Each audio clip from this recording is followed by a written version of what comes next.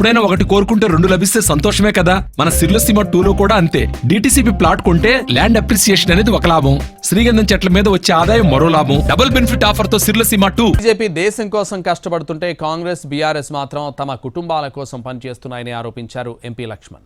వాళ్ళకి అవకాశం ఇస్తే తల దించుకునేలా వ్యవహరిస్తున్నారని ఆగ్రహం వ్యక్తం చేశారు. మద్యం కుంభకోణంతో తెలంగాణ పరువు ఢిల్లీలో తీశారన్నారు లక్ష్మణ్. కుటుంబం అని చెప్పి ఈ దేశం కోసం ఆ కుటుంబంగా భావించి పనిచేస్తూ ఉంటే వీళ్ళు వాళ్ళ కుటుంబ కోసం, వాళ్ళ బిడ్డల కోసం, కొడుకుల కోసం, లేదా ఇవాళ కాంగ్రెస్ అయితే రాహుల్ గాంధీ కోసం, ఇవాళ కేసీఆర్ అయితే కేటీఆర్ కవిత కోసం పనిచేస్తారు. కాబట్టి మీకు అవకాశం ఇస్తే ఏ రకంగా ఇవాళ మహిళలు తల వంచుకుంటున్నారు సిగ్గుతో.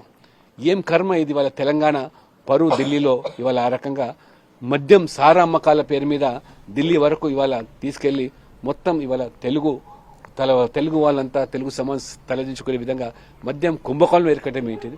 వచ్చిన రాష్ట్రంలో మంచి పల్లెపాలనను అందించి భావితరాలు గుర్తు చేసుకునే విధంగా కాకుండా అవినీతి, కుంభకోణాలు, మద్యము ఏర్లై పారడం ఇది ప్రజలు అసహించుకున్నారు ఖచ్చితంగా. అందుకనే భవిష్యత్తులో కూడా తెలంగాణలో బీజేపీది మాత్రమే ఉందనేది విషయం